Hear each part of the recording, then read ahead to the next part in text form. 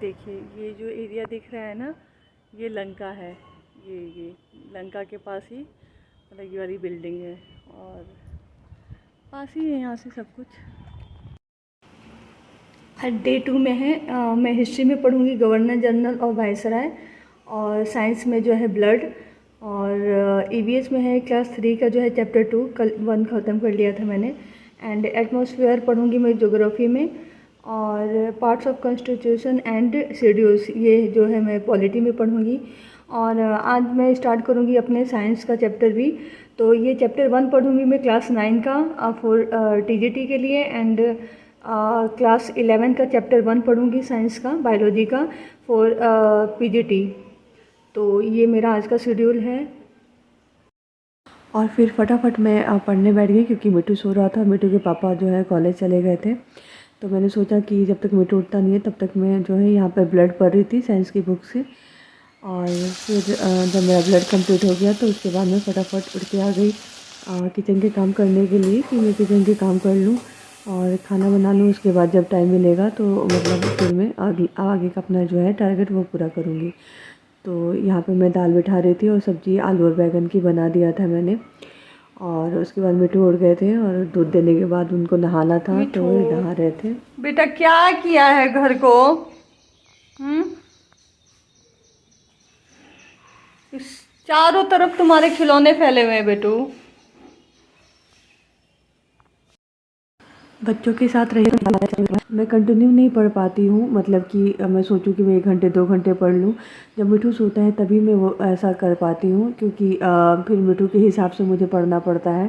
तो इस तरह का कोई कंटिन्यू मैं वीडियो नहीं बना पाती हूँ, लेकिन हाँ मैं अपने टारगेट ज़रूर पूरा करती हूँ। खाएगा? खाना खाना है ना? नाश्ता करना है? चलो। पास्ता मैगी नहीं बेटा, आज बना है रोटी सब्जी दाल दही। यस बेटा।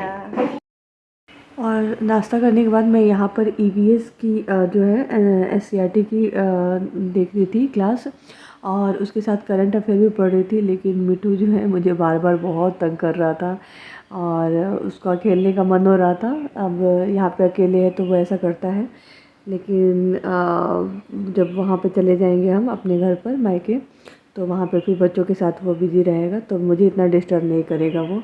तो यहाँ पे मैं फटाफट जो सोच रही थी ना कि अपनी जो जितनी भी ऑनलाइन है, जैसे ईवीएस का है और ब्लड तो मैंने सुबह ही पढ़ लिया था, और करंट अफेयर है वो ख़त्म कर लेती हूँ। उसके बाद आज मुझे साइंस का भी पढ़ना है, 9th और 10th और 11th और 12th की एनसीईआरटी का एक एक चैप्टर में ख़त्म करूँगी।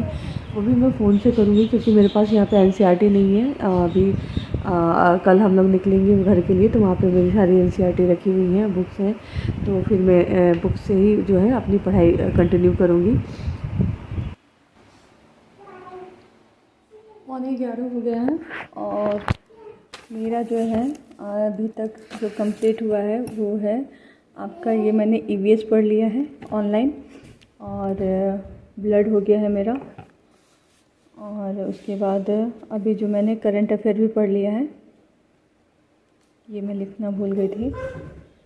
तो जून का 2nd वीक किया है मैंने आज, ये हो गया है। अभी ये सारी चीज़ें बाकी हैं, तो अब आगे करते हैं। तो अभी मैं सोच रही हूँ कि पॉलिटी ख़त्म कर लूँ और उसके बाद जो है फिर देखते हैं। और फिर मैं यहाँ पे अपनी पॉलिटी पढ़ रही थी, और उसके लिए पॉलिटी की एक बुक है मेरे पास, उससे पढ़ रही थी।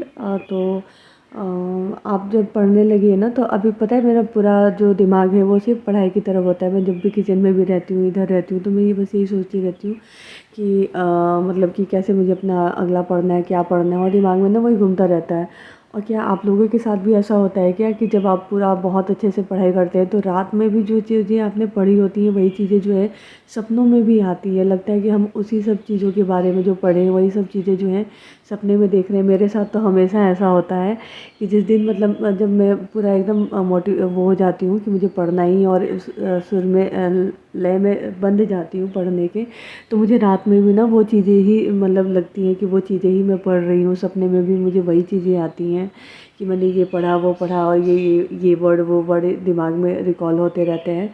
भले ही मुझे बाद में याद नहीं रहता, लेकिन पूरे रात जो है सपना में बस वही उसी चीज़ से ही देखती हूँ। तो अगर आपके साथ भी ऐसा होता होगा तो प्लीज़ कमेंट करके बताइएगा, और नहीं होता होगा तो भी कमेंट करके बताइएगा।